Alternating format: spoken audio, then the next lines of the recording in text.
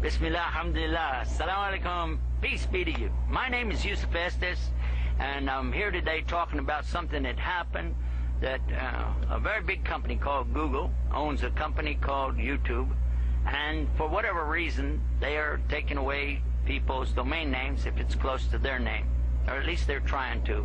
But we thought we would put up a little resistance there, not really a fight, but resistance to say that, well, you know, what's the legal ramification of this whole thing? I mean, can somebody take, I paid for it. I mean, I've been using it for years. It's not something we just started up yesterday. And how could they just come in and take it away? How does that work? And let's get a lawyer involved. Well, they said right away, no, it's arbitration. When you signed up for that name, you agreed if there was any kind of difficulty, if there were any kind of arguments or difficulties about the thing, it would go to a team of people who would arbitrate and speak on your behalf, basically, and then decide whether or not you get to win or the other person wins or what the result's going to be. And one of the things they consider is whether or not your domain name sounds like somebody else's. Well, YouTube sounds like YouTube, doesn't it? I mean, I agree with that. You agree with that. So in 2006, when YouTube was sued by YouTube, the one suing didn't win. Even though the real YouTube, the letter YouTube.com, had been in business since 1996. And when these guys opened up the video site, it caused a lot of traffic or hits to their website. So much so, and you believe it or not, that it affected their business and caused their server to go down and crash their website. A lot of problems. So they said, we want them to change to some other name. Well, they didn't do it. And if you don't believe me, go look right now. Go look at the letter YouTube.com, and the guys that own it, Universal Pipe Company, just have a little banner across the top of it, and you have to go to their new website, which is for them. I think it's called YouTubeOnline.com.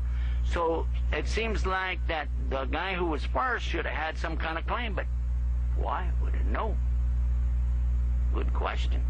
Now, on top of that, when we think about this, why does anybody have any right to anything on the internet? When you buy a name, how you pronounce it and how I pronounce it may not even be the same thing. How you divide up, especially some of these real long names. For instance, the one we had could easily be pronounced Yo-Utu Islam. Yo-Utu Islam. And by the way, we filed that name and registered that name along with YouTube Islam some time back, because we thought, well, just in case, maybe somebody wouldn't like that. And we even made a logo for Yo, Y-O, U-2-U, U-T-U, B-E-I-S-L-A-M. 4 words. But still, these people were complaining, said it looked exactly like theirs. And by the way, take a look. See the logo back here? See the word? The word in the logo there is what? Huh? Does that look like Islam to you? Yeah, it looks like it to me too. And what color is it? Is it red? No. Is it green? No. Is it yellow? No. It's blue and white. Now, if you're colorblind, I can see that'd be a problem. But that's a different word. Take a look. Now, of course, now we have Tube Islam. And I don't know who's going to gripe about that, but suppose the people that own Islam.com said, well, I want all of the websites that have the word Islam in it. Now, how would that be?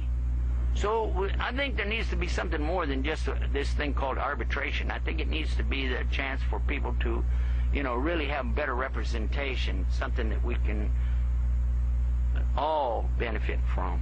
And that is to be able to have a jury and have a judge and have some people responsible and that have to answer to somebody for what their decisions are.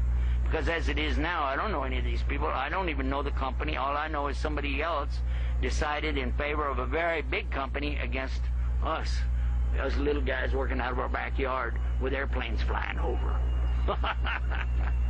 Something to think about. Something to think about.